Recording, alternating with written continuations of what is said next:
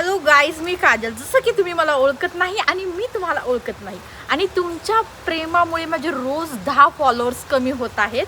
असंच प्रेम करत राहावा, म्हणजे मी एक दिवस माझे 0 फॉलोअर्स होतील आणि मी हाय, हॅलो, गुड मॉर्निंग. स्वागत आहे तुमचं माझ्या एका नवीन ब्लॉगमध्ये.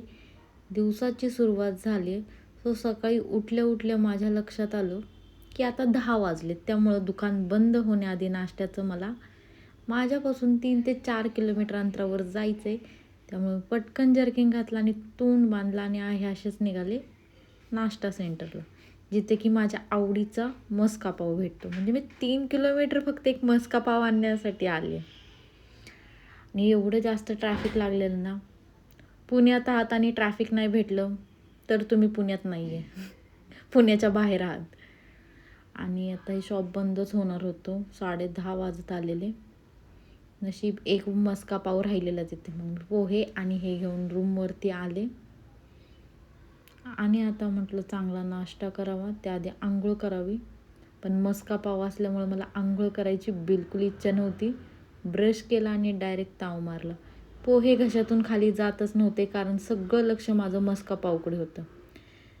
त्यानंतर लागलीच हॉस्पिटलला जाऊन आले. 2 दिवस झालं माझा घसा दुखत होता आणि ताप आल्यासारखं होत होतं, पण ताप काही येतच नव्हता. त्यानंतर ATMला गेले, कॅश काढली आणि डॉक्टरनी सांगितलेलं बिलकुल तेलकट खाऊ नका, पण त्यामध्ये गोळ्या दिलत्या. त्यामुळे म्हटलं एक वडापाव खायला काही हरकत नाही आहे.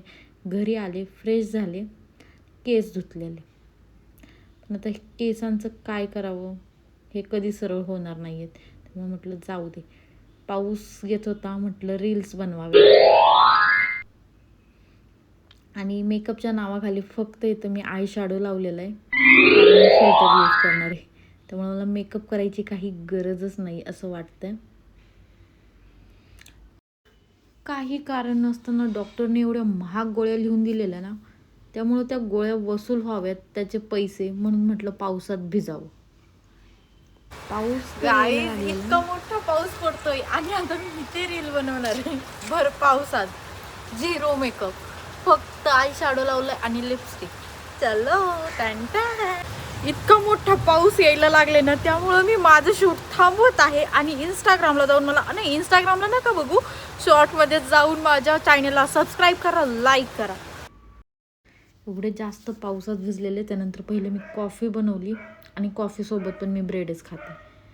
नंतर ओले केस ड्रायरने वाळवण्याचा प्रयत्न केला, पण ते जास्त ड्राय पडायला लागले, त्यामुळे त्याचा नाद सोडून दिला. आणि काही उद्यासाठीचं थोडं सामान ऑर्डर केलं, जे की संपलेलं. आणि मला चिप्स आणि सगळ्यात महत्त्वाचं हा मालकिस्ट. यार, तुम्ही एकदा टेस्ट करा. मालकिस्ट वर्ल्डमधलं सगळ्यात बेस्ट बिस्किट आहे. आणि आजच्यासाठी एवढंच बरं का. बाय. Thank you for watching. भेटूया पुढच्या ब्लॉगमध्ये. बाय.